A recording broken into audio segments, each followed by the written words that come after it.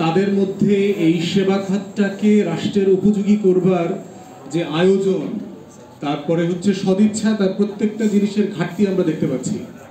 এবং সেজন্য দেখবেন যে বাংলাদেশের রাষ্ট্রপতি, প্রধানমন্ত্রী, বিরোধী দলীয় নেত্রী, গুরুত্বপূর্ণ হর্তাকর্তারা যখন ডাক্তার দেখাতে বিদেশে যান, সেটাও গণমাধ্যমে নিউজ হয়। এখানে আমাদের গণমাধ্যমে ভাইরা আছেন, সিঙ্গাপুরে চিকিৎসা করতে গেলেন অমুক তমুক বাপের বাচ্চা, মায়ের বাচ্চা, অমুকের বাচ্চা, অমুক দলের অমুক সমুক, দেখবেন এগুলো লেখা আসে গণমাধ্যম। লজ্জা লাগে না বাংলাদেশের রাষ্ট্রের যারা রাজনীতি করে যে এই দেশের নাগরিক হয়ে আর এক দেশে ট্রিটমেন্ট নিতে যায়, সেটা আবার গণমাধ্যমে জানায়া যায়। যাওয়ার সময় একবার এয়ারপোর্টে সব সাংবাদিককে ডাকে, আবার হুইল চেয়ারে বাইরেতে বাইরেতে আবার সাংবাদিকদেরকে ডাকে।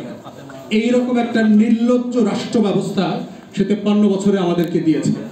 এবং কোন রাজনৈতিক দলের নেতারা লজ্জিত না এই কারণে। দেখবেন সে মরতে সিঙ্গাপুরে যাবে, কিন্তু বাংলাদেশে ঢাকা মেডিকেলে ভর্তি হবে না। সে মরতে থাইল্যান্ডে যাবে, ব্যাংককে যাবে, ভারতে যাবে। সে মরবার জন্য মাউন্ট এলিজাবেথে যাবে, লাশ হওয়ার জন্য বিমান ভাড়া করে প্রাইভেট হেলিকপ্টারে যাবে, তারপর বাংলাদেশের স্বাস্থ্য খাতকে সে ভালো করবে না। এইটাকে সে দুনিয়ার সম্মত বানাবে না।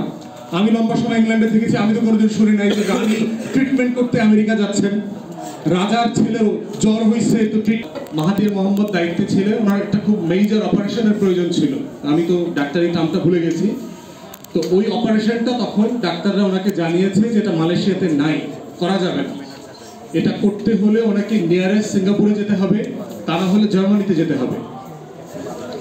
তো মাহাথির মোহাম্মদ এটা শুনে টুনে বলেছে যে আমি মরতে কোনো দেশে যেতে রাজি না। উনি রাষ্ট্রকে, ওখানকার যে স্বাস্থ্য মন্ত্রণালয়ের দায়িত্বে ছিলেন, তাদেরকে বলেছেন যে তুমি এরকম একটা ইউনিট আগামী 2 সপ্তাহের ভিতরে মালয়েশিয়াতে সেট করবা। যত টাকা লাগে, যত দেশের যত ডাক্তার আর মেশিনারি লাগে, সেগুলো নিয়ে আইসা এই ট্রিটমেন্টটা শুধু মালয়েশিয়াতে আমার হবে না, আমার মতো এই রোগের চিকিৎসা আরো যাদের যাদের করতে হবে নাগরিকদের, তাদের প্রত্যেকের জন্য এটা করতে হবে।